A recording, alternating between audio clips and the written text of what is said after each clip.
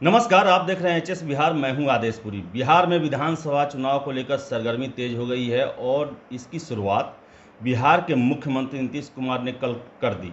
आपको बताते चले कि वर्चुअल रैली की कल शुरुआत की गई और पहली बार जो है वो इंटरनेट, एक तरह से कहें तो वीडियो कॉन्फ्रेंसिंग के जरिए जो है वो लोगों के बीच जाने का प्रयास पहली बार किसी चुनाव में बिहार के दौरा किया गया। इसके साथ ही साथ आपको बताते चलें कि जहां नीतीश कुमार ने अपने भाषण में बहुत सारे तीर छोड़े, तो वही चिराग पासवान ने भी सरकार को कुछ अल्टीमेटम दिए और 143 सीटों पर लड़ने का जो फैसला किया। अब सबसे बड़ी बात है कि बिहार में जो गठबंधन है उनकी राजनीति किधर जा रही है, क्या तनाव बढ़ेंगे, टूट होगी या नए समीकरण बनेंगे, इन सब पर चर्चा करने के लिए हमारे साथ हैं हमारे वरिष्ठ सहयोगी रंजीत झा जी। इनसे बात करते हैं हम। रंजीत सर, कल जो 143 सीट का ऑप्शन जो दिया ये चिराग पासवान ने अपने संसदीय दल की बैठक में, उसके क्या मायने क्या हैं आखिर? देखिए, पहले चर्चा हो रही थी कि चिराग पासवान 119 सीटों पर मांग कर रहे हैं या तैयारी कर रहे हैं। लेकिन अब चर्चा उठ गई, 143 सीटों में संसदीय दल की जो बैठक हुई उसमें यह फैसला लिया गया कि हम लोग 143 सीटों पर तैयारी करें। दरअसल इसके दो मायने निकलते हैं और दो ऑप्शंस वाली बात है। पहली बात यह है कि अगर बिहार एनडीए बना रहता है, चिराग पासवान उसमें बने रहते हैं, उसका एकमात्र मकसद है कि चिराग पासवान प्रेशर पॉलिटिक्स करें। वो 119 से भी हो रहा था लेकिन अब 143, ये जताने की कोशिश है कि आप कितना भी, मुख्यमंत्री नीतीश कुमार को एक संदेश है, आप कितना भी प्रेशर हम पे बनाएं या दलित को रिझाने की कोशिश कर लें, लेकिन दलित का चेहरा जो हम बनने की ओर आगे बढ़े हैं, हम बनेंगे। हमारा प्रेशर आप तक आएगा और हम जो मांग कर रहे हैं वो 143 नहीं, बेसिकली 43 सीटों की मांग है हमारी। वो 143 जो है वो 101 प्रेशर है, वो एक डराने की कोशिश है कि अगर आप नहीं मानेंगे तो हम आपके खिलाफ भी कैंडिडेट उतारेंगे। अगर कैंडिडेट उतारते हैं, हार जीत का मामला अलग है, लेकिन वोट में अगर सेंध लगाएंगे तो फायदा किसी तीसरे को होगा। तो इस बात का प्रेशर भाजपा भी समझ रही है और नीतीश कुमार भी इस बात को समझेंगे। हालांकि वो अपनी जुगत में लगे हुए हैं, अपनी कोशिश में लगे हुए हैं कि किसी तरह जो है चिराग ना भी रहे तो हमें कोई दिक्कत ना हो। हालांकि चिराग पासवान भी इस चीज़ को लेकर के तैयारी कर रहे हैं, उसी एजेंडे के साथ हैं। तो 143 सीटों का पूरा जो एक सार आप देख लें, जो लबोलुआब है, वो बेसिकली वही है कि 100 प्लस 43 वाली बात है। 43 सीटें हमें चाहिए तो हम आपके एनडीए में हैं, नहीं तो 143 सीट पर भी हम खड़े हैं। यानी कहने का मतलब है कि 43 सीट लोजपा को, 100 सीट जदयू को और 100 सीट बीजेपी को जो है लोजपा ये मान के चल रही है कि ये ऐसा होना चाहिए उनके हिसाब से। वही अगली अगर हम बात करें तो कल संसदीय दल की बैठक थी। कल ही जो है नीतीश कुमार का जो था वर्चुअल रैली था, उससे एक दिन पहले चिराग पासवान एक चिट्ठी लिखते हैं नीतीश कुमार को। चिट्ठी में कुछ बातें करते हैं दलितों को लेकर। वो चिट्ठी का उस समय लिखने का मायने क्या था और चिट्ठी में क्या था, इसके बारे में जरा व्यूअर को विस्तार में बताते हैं। बात यह है कि वो चिट्ठी थोड़े और पहले आ सकती थी। जिस दिन नीतीश कुमार ने दलित कार्ड वाली जो बात की कि दलितों के परिवार में किसी की हत्या हो जाती है तो वैसी परिस्थिति में हम उन्हें नौकरी देंगे, तो ऐसे में चिराग पासवान सीधे उस फैसले को नकार तो नहीं सकते थे, क्योंकि दलित की राजनीति वो भी करते हैं। तो अगर कुछ भी बोलते तो दलित के खिलाफ हो जाता। तो अचानक से आया यह फैसला, चिराग पासवान को थोड़ी देर के लिए सख्ते में जरूर डाला कि आखिर इसका विकल्प क्या है, इसकी काट क्या है। यह कोशिश शुरू हुई तो एक चर्चा हुई आपस में, फिर एक खत तैयार होता है। वो खत जो था वो नीतीश कुमार के उस घोषणा का जवाब था। वो जवाब भी बड़े रोचक अंदाज में था कि अगर आपको दलितों की इतनी चिंता है, ये प्रावधान तो पुराना है, अगर आप इसमें कानूनी बनाने जा रहे हैं तो ऐसी बात तो है नहीं कि दलितों की हत्या इन्हीं आपके शासनकाल में या इसमें अभी आगे होगी या उसमें करेंगे। पिछले 15 सालों में भी दलितों की हत्या हुई है, तो उनके परिवार को भी नौकरी देने की अगर आप बात नहीं करेंगे तो हम इसे सिर्फ चुनावी एजेंडा समझेंगे।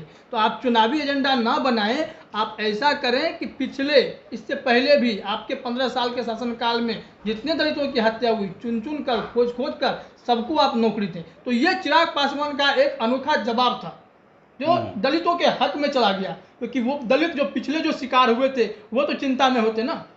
वो तो टेंशन में होते हैं कि भाई अगर आने वाले दलितों को अगर यह सुविधा मिल रही है तो हमें भी तो शिकार हुए हैं, हमारे साथ जो भी गलत हुआ है तो हमारा भी कोई ख्याल रखे। तो चिराग पासवान बेसिकली वो खत लिख करके उन्होंने बहुत ही सधे तरीके से, एक कहते हैं ना पढ़े लिखे नेता की एक अच्छी रणनीति, उन्होंने उस पर नीतीश कुमार को घेरने की कोशिश कर दी। नीतीश कुमार फिलहाल उसका जवाब तो नहीं दिए हैं। और इस पे देखिए अब चिराग पासवान के खत का क्या पलटवार हुआ है, ये भी जब हम लोग आगे चर्चा करेंगे तो इसमें जरूर ये बात उठेगी कि क्या हुआ था इसके आगे। तो ये जैसे कि अभी इस चुनाव में हम देख रहे हैं कि हर एक बार जो बिहार में किसी राज्य में चुनाव होता है तो माइनॉरिटी का मुद्दा जो है सबसे पहले गरमाया रहता है। बिहार में है दलित का मुद्दा गरमाया हुआ है इस बार।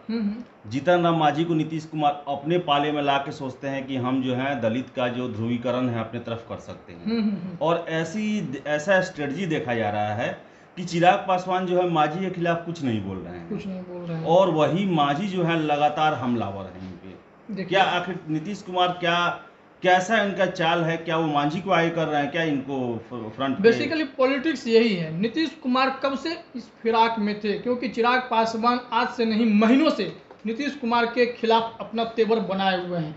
वो एक ऐसे चेहरे के रूप में उभर रहे हैं जो ये साफ करता है कि बिहार में एनडीए में कोई युवा चेहरा है और दलित नेता की जो मांग हो रही है, दलित नेतृत्व की मांग हो रही है, उसमें चिराग पासवान पूरे फिट बैठ रहे हैं। तो अपनी ही सरकार को इस बहाने वो कोस रहे हैं, वो आलोचना कर रहे हैं कि हम तो आपके सरकार में शामिल ही नहीं हैं। तो बिहार में जितनी भी 15 साल में जो गलतियां हुई हैं, चाहे जो काम नहीं हुआ है, चिराग पासवान उसे खोज लाए। फिर बिहारी फर्स्ट यात्रा के दौरान, कोरोना महामारी के दौरान इन्होंने तमाम उन समस्याओं को दिखाना शुरू किया जो नीतीश कुमार के कार्यशैली पे सवाल खड़े करते नजर आ रहे थे। तो ऐसे में नीतीश कुमार करते तो क्या करते, तो उनका पुराना जो वो क्या कहते हैं उसे एक पत्ता होता है ना, वो खोलने वाली बात थी कि जीतन राम मांझी हमसे दूर हैं तो हैं, लेकिन हमें जब किसी के साथ जाने में गुरेज नहीं है तो मांझी को अपने पास बुलाने में गुरेज क्यों करें। तो मांझी को उन्होंने इसी रणनीति के तहत बुलाया कि आप देखिए, आप कोई ऐसे नहीं है कि हमारा पूरा वोट पलट दीजिएगा, चाहे आप इतने प्रभावी भी नहीं है कि सारे मुसहर्ष हो या चाहे कोई दलित हो वो मांझी के नाम पे वोट कर दे, ऐसी बात नहीं है। लेकिन मांझी एक वो चेहरा है जो बिहार की मीडिया में, बिहार की सियासत में एक ऐसा नाम है जो कहता है कि नहीं ये दलित पर प्रभाव डालते हैं, दलितों के बड़े चेहरा हैं, मुख्यमंत्री बन करके इन्होंने ये भी कर दिया है। तो नीतीश कुमार ये साबित करना चाह रहे हैं कि अगर मांझी हमारे पास हैं तो ये चिराग पासवान का एक जवाब है कि हम मांझी को आगे रखते हैं, इनके मामले में हम बोलेंगे नहीं, और हमें अगर कुछ बोलना होगा तो हम बातें मेरी होंगी, मुंह जीतन राम मांझी का होगा। तो जीतन राम मांझी जो है वो बोलते हैं, तो उन्होंने भी अपने प्रवक्ता दानिश रिजवान को लगाया है ताकि वो कड़े शब्दों में चोट कर सके। तो चिराग पासवान का वो खत जो आया, खत के जवाब में खत और आया था, उन्होंने मांझी जी ने दानिश रिजवान को कहा कि आप जवाब दीजिए, शायद वो मांझी भी नहीं नीतीश कुमार ने कहा। तो वो जवाब भी बहुत तरीके से था कि अगर आपने ऐसी मांग की ही है तो आप 15 सालों का क्यों हिसाब मांग रहे हैं, आप पिछले 30 साल का हिसाब मांगिए। आप लालू राबड़ी के शासनकाल में देखिए ना कितना दलितों का नरसंहार हुआ, और कई तरह के आरोप उन्होंने चिराग पासवान पर लगाने शुरू कर दिया कि आप तो पैसे के लिए करते हैं। खैर इसका तो अलग मुद्दा है, लेकिन देखिए जब इन्होंने काट दिया तो तुरंत नीतीश कुमार ने अपने जिस मकसद के लिए जीतन राम मांझी को उन्होंने अपने पार्टी में लाया, उन्होंने उसका इस्तेमाल किया कि चलिए आप जो है वो हमला शुरू कर दीजिए। तो उन्होंने कहा कि आप बार बार मुख्यमंत्री के नाम खत लिखते हैं लेकिन पता जो है मीडिया का दे देते हैं। दानिश रिजवान ये बात कहते हैं। तो ये एक चोट है कि हम चिराग पासवान को घायल करते हैं, लेकिन चिराग पासवान भी बिल्कुल समझदार हैं। उन्होंने स्पष्ट कर दिया है कि जीतन राम मांझी के पार्टी को जो बोलना है बोले, हमारे निशाने पर आप हैं ही नहीं। कहने का मतलब कंधा जो है वो मांझी का और फायरिंग जो है नीतीश कर रहे हैं। तो चिराग पासवान इस बात को अच्छे से समझ रहे हैं, आप मेरे निशाने पर नहीं हैं, हम फोकस्ड हैं, हम नीतीश कुमार पे ही बोलेंगे, आप हम पे बोलिए, कोई फर्क नहीं पड़ता, हम जवाब ही नहीं देंगे। कितने जगह जब मैं जा रहा हूँ या पब्लिक ओपिनियन जो ही हमारे चैनल ने किया तो उसमें कितने लोग अलग अलग राय रख रहे हैं चिराग के अभी के रवैया के प्रति। उनका कहना है कि लोजपा जो है मनमानी कर रही है, कुछ लोगों का कहना है कि नहीं वो अपना वाजिब हक मांग रही है। क्या सर आपको लगता है? देखिए, मनमानी और वाजिब हक, अगर इस दोनों बात को थोड़ी देर के लिए दरकिनार करते हैं तो बिहार की जो एक ज़रूरत है, अब एक बदलाव की ज़रूरत है, और बिहार एक ऐसे नेता की तलाश में ज़रूर है जो कि युवा नेतृत्व हो, जो कि बिहार को एक नई दिशा और नई दशा दे सके। कई लोग आजकल राजनीति में आए भी हैं, लेकिन वो प्लेटफॉर्म अभी किसी के पास नहीं है जो चिराग पासवान के पास है। चिराग पासवान अब राजनीति अच्छे से कर रहे हैं, उनके पिताजी पुराने राजनीतिज्ञ रहे हैं और दलितों की राजनीति करते रहे हैं। बिहार में दलितों की बात हुई है, लेकिन दलितों के हक की बात इस तरह से पुरजोर तरीके से दलित के रूप में कोई सामने आ जाए, वो चेहरा अब तक नहीं था।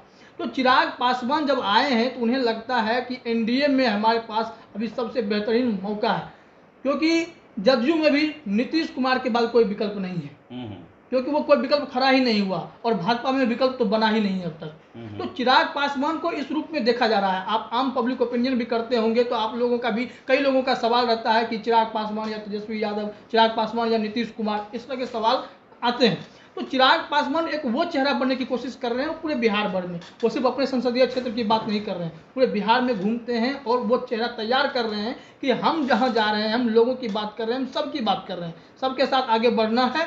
तो ऐसी स्थिति में एक पढ़ा लिखा नेता, दलित चेहरा और एनडीए में विकल्प के तौर में एक उभरना उस नेता का जो संसद में भी सबसे अच्छा काम कर रहा है, जिसकी तारीफ प्रधानमंत्री नरेंद्र मोदी भी कर चुके हैं कि आपके काम करने का तरीका, आपकी तैयारी वो सबसे बेस्ट है, बाकी सांसद भी इनसे सीखें। तो बिहार में जो ये है, मनमानी से नहीं कहा जाए, ये चिराग पासवान की एक रणनीति है जिसके सहारे हर कोई राजनीति करता है, आगे बढ़ना चाहता है, और ये आगे बढ़ने की कोशिश है। एक अच्छा चेहरा बिहार को मिलता है तो इसमें कोई दो राय नहीं है। कल जो है वर्चुअल रैली होने वाली थी नीतीश की, उससे पहले जो है नेता जो अपोजिशन है तेजस्वी यादव, उनका बयान आता है कि नीतीश कुमार का कोई जनाधार नहीं है और उनके निशाने पर सिर्फ है चिराग, वो चिराग को बुझाने की कोशिश कर रहे हैं। बिल्कुल बिल्कुल। तो आखिर मुझे ये नहीं लग रहा है कि जो तेजस्वी यादव हैं वो सॉफ्ट कॉर्नर चिराग के लिए क्यों रखे हैं। क्या उनको ये आशा है कि राजद में जो सत्ता में वापसी है उसका चिराग ही लो जगाएंगे? देखिए, इसमें भी बात समझने वाली ये है कि तेजस्वी यादव ने बात बड़े पॉइंट की कही है। अगर उसे आप फैक्ट्स के तहत देखें तो नीतीश कुमार के जनाधार पर सवाल उठना लाजमी है। नीतीश कुमार समीकरण के, अभी हाल में मुकेश सहनी ने कहा था कि नीतीश कुमार समीकरण के बने हुए मुख्यमंत्री हैं, वो हर बार किसी न किसी समीकरण में फिट बैठते हैं और फिर मुख्यमंत्री बन जाते हैं। तेजस्वी यादव कहते हैं कि जब समता पार्टी थी उस समय भी जब ये चुनाव लड़े थे तो बहुत कम सीटों पे सिमट के रह गए थे। 2014 में लोकसभा चुनाव नीतीश कुमार अकेले लड़ने के लिए तैयार हो गए, 2 सीटें आई थी। तो ऐसे में उन्होंने स्पष्ट कर दिया कि जब भी वो अकेले लड़े वो मार खाएं। इसका मतलब है कि उनका जनाधार नहीं है बिहार में, किसी न किसी गठबंधन में जब खड़े होते हैं तब वो जीत जाते हैं, यानी समीकरण उनका बन जाता है। और उन्होंने कहा कि बिहार में तो जदयू और राजद की लड़ाई ही नहीं है, स्पष्ट कर दिया उन्होंने कहा कि ये लड़ाई राजद और भाजपा की है, और राजद और भाजपा की लड़ाई, और नीतीश कुमार इसमें कहीं नहीं है। नीतीश कुमार अपने काम में लगे हुए हैं। तो कौन सा काम में लगे हुए हैं? तो वो लगे हुए हैं चिराग पासवान को खत्म करने के काम में। तेजस्वी यादव ऐसा करते हैं। तो ये देखिए, नीतीश कुमार को वो बिल्कुल हल्के में ले रहे हैं, क्योंकि नीतीश कुमार के काम को उन्होंने इतने निगेटिव तरीके से उन्होंने देख लिया है, इतने पॉइंट्स वो डेली आके मीडिया में, सोशल मीडिया पे रखते हैं, जिससे ये लगता है कि नीतीश कुमार के कार्यशैली पे अब जो सवाल उठ रहा है वो गलत नहीं है। तो ऐसी परिस्थिति में अब चिराग पासवान एक तुरुप का इक्का है कि वो अगर एनडीए में रहते हैं तो भी एक बड़े चेहरे के रूप में है, अगर वो राजद से हाथ मिला लेते हैं तो राजद का दलित वोट बैंक जो है मजबूत हो जाएगा मांझी के जाने के बाद। तो अगर वो आ जाते हैं तो ना सीएम तो डिप्टी सीएम वाला पद तो उनके पास है ही। तो ऐसे सिचुएशन में राजद अगर बड़ी पार्टी है तो चिराग पासवान डिप्टी सीएम बनने के लिए तैयार हो सकते हैं। तो इस तरह की अगर परिस्थितियां बनती हैं तो राजद को फायदा है और चिराग पासवान को, दोनों दलों में फायदा। अकेले लड़ने में यहाँ पे फिलहाल तो किसी का फायदा नजर नहीं आ रहा है। तो चिराग पासवान और तेजस्वी यादव का समीकरण यही कहता है कि तेजस्वी यादव को कुछ न कुछ चिराग पासवान से फायदा हो सकता है, उनकी लौ वाकई में जल सकती है। तो कोई भी अकेले बिहार की अभी की राजनीति में लड़ने में सक्षम नहीं है। सबको डर है कि हम इलेक्शन अकेले बलबूते पर नहीं जीत सकते हैं, चाहे वो बीजेपी हो, जदयू हो, राजद हो या लोजपा हो। लेकिन अभी जो है आशा की सबसे बड़ी किरण जो है वो बने हुए हैं चिराग पासवान, और राजद भी उनके लिए एक सॉफ्ट कॉर्नर बना के रखा है, और बीजेपी भी एलजेपी को लेकर कोई भी बयान नहीं देना चाहती है, बल्कि उनका तो मानना है कि लोजपा जो है हमारी पुरानी सहयोगी पार्टी है और इन्हें हमारे साथ रहना है और मिल के सरकार बनाना है। लेकिन जो परिस्थितियां हैं, जो अभी के जो सिचुएशन है, वो लोजपा और जदयू के बीच में काफ़ी तनावपूर्ण है। अब टीका टिप्पणी हो रही है, चिट्ठी लिखे जा रहे हैं और बयान दिए जा रहे हैं। और आपको बताते चले कि जहां नीतीश कुमार जो हैं मांझी के कंधे पर रख के जो है बंदूक चला रहे हैं, तो वही चिराग पासवान पूरी तरह फ्रंट पे आके नीतीश को घेरने का काम कर रहे हैं। अब देखने वाली बात है कि 143 जो सीट का उन्होंने तैयारी की बात कह दी है, उसका कितना असर जो है जदयू पर, एनडीए में पड़ता है और क्या चिराग पासवान जो है वो अपनी मांग मनवाने में सफल होते हैं या नहीं, ये समय बताएगा। लेकिन आप हमारे साथ जुड़े रहिए, हम हर एक अपडेट जो बिहार की राजनीति में भी चल रहा है उसे आपके पास आकर लेकर आते रहेंगे। अगर आपको हमारा ये वीडियो पसंद आए तो आप इसे लाइक करें, शेयर करें और हमारे चैनल एचएस बिहार को सब्सक्राइब जरूर करें। धन्यवाद। धन्यवाद।